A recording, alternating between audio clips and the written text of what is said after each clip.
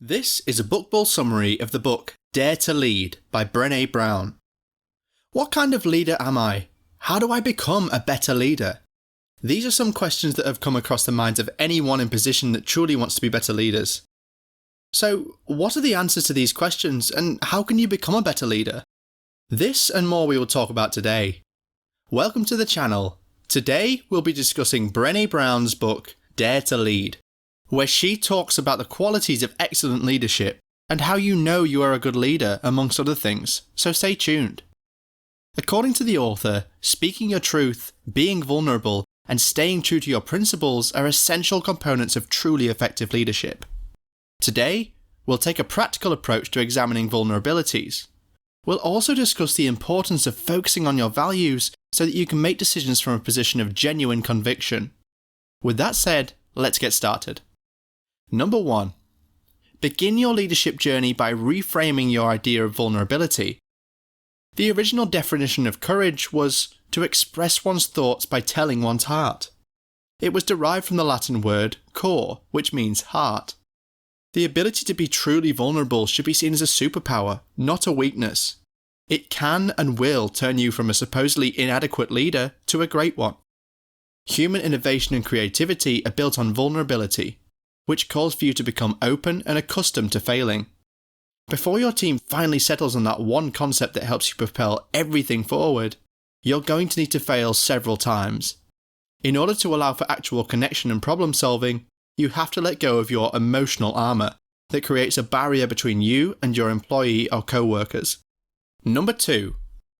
How can you create moments for true vulnerability? When Brené was just starting her business, her staff emailed her asking if they might have a meeting with her. They wanted to express their worries to her, and being the good leader she was, Brené agreed to hear them out. When she met with her staff, she was surprised to discover that they were struggling with the consequence of her unrealistic time management. Her employees made it clear to her that she had a bad habit of giving them unreasonable deadlines to meet. And although these were difficult remarks to hear, Brené appreciated the candid assessment. The culture of truth-seeking and truth-telling that is necessary for growth and transformation is created when we speak with clarity both at home and at work. According to research, people think it's better to avoid being honest when communicating with other people. This eventually grows in an insurmountable mountain of issues. So how do you bridge this gap? Well, you can start by creating a weekly or bi-monthly check-in with your team, just like Brené Brown did. She took time out of her hectic schedule to hear about the issues facing her team. Getting curious is the first step towards tackling any difficulty you might encounter. So rather than merely saying, "I'm sorry" to your employees and then sweeping the issue under the rug, try and listen to them. Also, the 8-second rule, which argues that extreme discomfort does not last longer than 8 seconds before coming better, is a useful tip. So, sit calm and breathe through these difficult first 8 seconds. This will be much easier than dealing with long-term problems that may arise due to your negligence. It's also important to keep in mind that you don't know the answers right away. This would prevent you from making any hasty decisions or providing answers that hold no weight. Number 3. Creating meeting spaces that encourage a company culture of sharing and honesty. The author suggests that using permission slips in meetings can be a way to create a culture of openness and curiosity. You can give a post-it note to each team member and ask them to write down one emotion or action they will allow themselves to experience throughout the meeting. This will help set the tone for the meeting.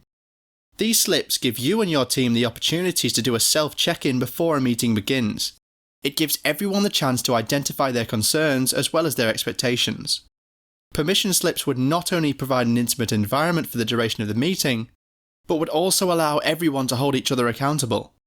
Number 4.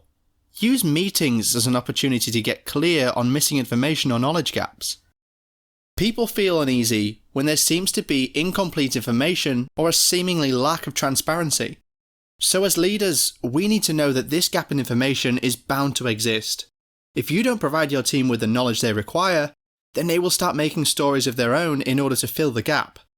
It usually first starts out with what the author liked to call the shitty first draft, or SFD. This is the first story they run into.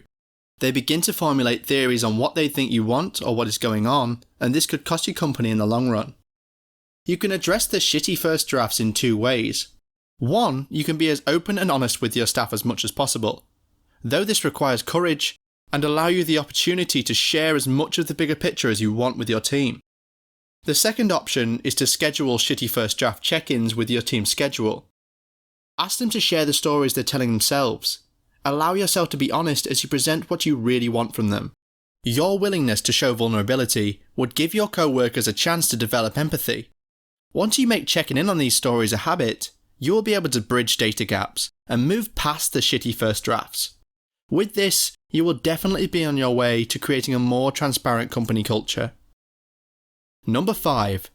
Getting clear on your core values will give you direction and allow you to move decisions forward with convictions. Every choice you make and every action you take should be guided by your values, as your values are what inspired us to get up after we fail. After interviewing hundreds of global executive leaders, Brené found that many of them identified with 10 or more basic beliefs. But the leaders most willing to experience vulnerability and demonstrate courage committed themselves to no more than 2. A long list of values would do no good in directing your actions, so it's good to choose maybe just 2 values you consider very significant to you and let them direct how you behave, particularly in difficult circumstances. Number 6. The ideal of perfection stands in the way of great leadership, courage, and growth. We learn how to protect ourselves from delicate emotions like disappointment, hurt, and inferiority at a young age. However, Brené Brown adds that in order to live and lead with courage, we must rumble with vulnerability. Recognizing the barriers keeping us from being more open is one of the best ways to begin this path. Perfectionism is a major barrier in this case. We must learn to discard the idea of perfectionism if we want to be courageous leaders. When you really look at it, perfectionism is essentially just an attempt to gain acceptance. Perfectionism has been linked in studies to addiction, sadness, and anxiety. Perfectionists are more likely to overlook opportunities and develop mental paralysis, both of which prevent them from fully participating. They avoid the messy arena of life, where healthy competition and the pursuit of true greatness occur, out of fear of being judged or of falling short of others' expectations. So, in order to become a better leader, you have to remove the protective shield of perfectionism and enter the battle. So, Brené Brown has provided us with advice on how to become excellent leaders by embracing vulnerability, speaking our truth, being brave, and upholding our principles. She particularly emphasizes on embracing vulnerability and the advantages of doing so.